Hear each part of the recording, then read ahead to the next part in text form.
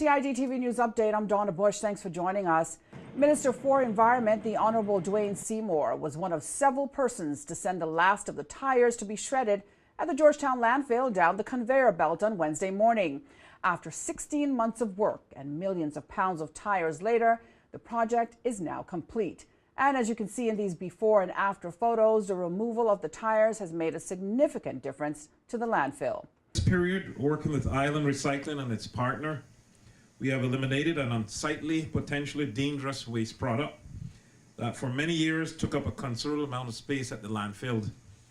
I know the D8 staff will tell you that the tires pose a risk and that they are glad to be rid of it. It is especially satisfying, as I'm sure my colleague, the Minister for Finance, will agree, to know that rather than disposing of this product, we are able to reuse it again. Instead of purchasing and importing a significant amount of the tire-derived aggregate that was generated by this project has already been used in local development. And when a new integrated solid waste management system inevitably becomes operational, we'll be able to take advantage of this local produced aggregate for that project as well.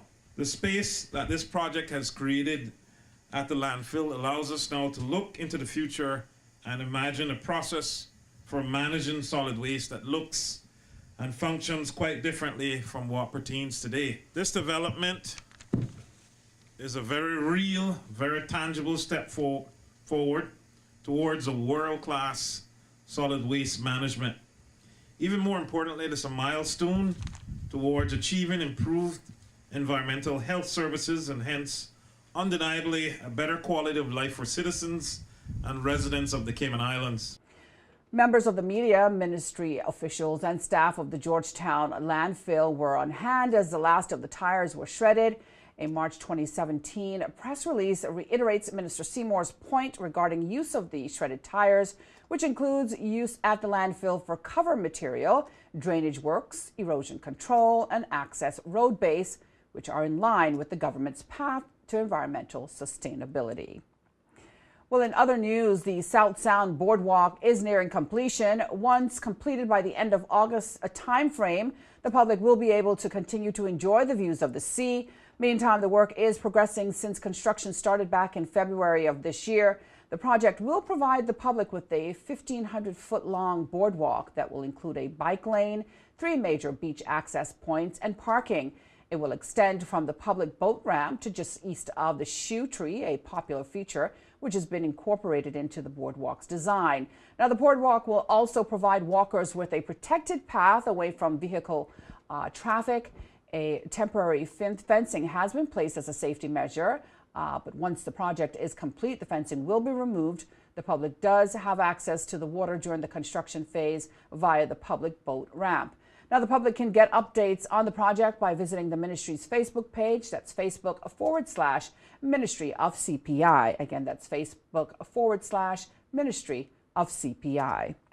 Finally, on Tuesday, we brought you news of who's been appointed members of the organizing team for the 2019 Carifta Games to be held right here on home soil. The last time the Cayman Islands hosted the Games was back in 2010, and now we have the opportunity to inject life back into the regional track and field games.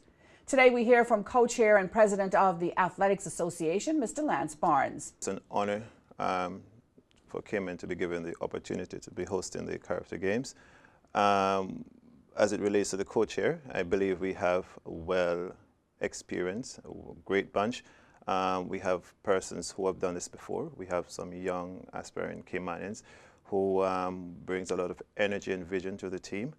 And I believe we're going to have a successful game with the team we have. Cayman is known to be one of the premier Caribbean destinations. And based on conversation held with NACAC, they're looking to us to bring it back because they believe we have the facilities and resources to bring off one of the best Caribbean games ever. And I believe we have it. I know we have it. Our people alone, the welcoming spirit from our people, I know will add a great deal to the games as well. From a technology perspective, we're going to use technology on a wider scale because previous Carifta Games in terms of marketing and advertising, you know. So we're going to use some of those avenues to reach a broader cross-section throughout not just Cayman, but the entire region. Now, more than 100 volunteers and private sector sponsorship will be needed to successfully host the games. Home, they do business here, they live in Cayman. You know, it's an opportunity for them to showcase their business as well. You know, not just showcase their business, but showcase Cayman, because we have to realize Character Games isn't just about Cayman. It's so the entire Caribbean islands. You know, they can attract businesses as well, you know, and I believe you can stream it now from all over the world. So it's seen as a marketing tool as well for any business that wants to come on board. I don't think government will be able to do this alone. We have the full support of the government, yes, but public-private partnership will definitely be one of the most important component, because as you can imagine, it's a very huge budget. And we'll be doing fundraising, we'll be speaking to the government, but definitely I don't think we can move forward or have a very successful Character Games unless we have some form of support or input from the private sector as well. So we will be reaching out to them. The 2019 Character Games will take place at the Truman Bodden Sports Complex from April 20th to the 22nd. That's in 2019. More than 500 regional athletes, as I mentioned earlier, and delegates are expected to attend and participate in more than 66 events. Finally, for a look at our weekly schedule of shows here on CIG Television, you can go online to gis.gov.ky and click on the publications link at the bottom of the home page. If you missed today's news update, you can go to the Cayman Islands Government Facebook page as well as the CIG Television YouTube channel. With your CIG TV news update for this Wednesday, I'm Donna Bush. Thanking you for joining us, wishing you a wonderful and, of course, a safe night, and hoping you'll join us back here again tomorrow. Until then, bye-bye for now.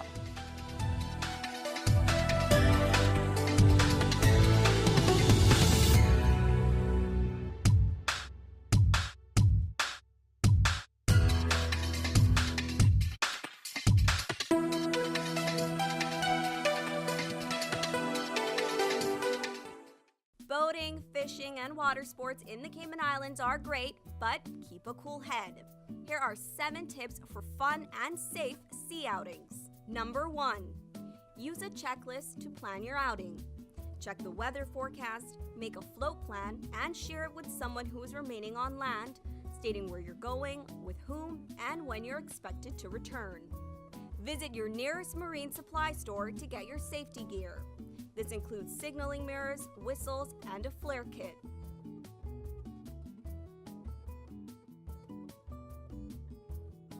It's also very important to have onboard flotation devices and life vests for each person. There are different types of vests. Some are for water sport activities such as snorkeling, and others are for going on offshore boating or on fishing trips. Number 2.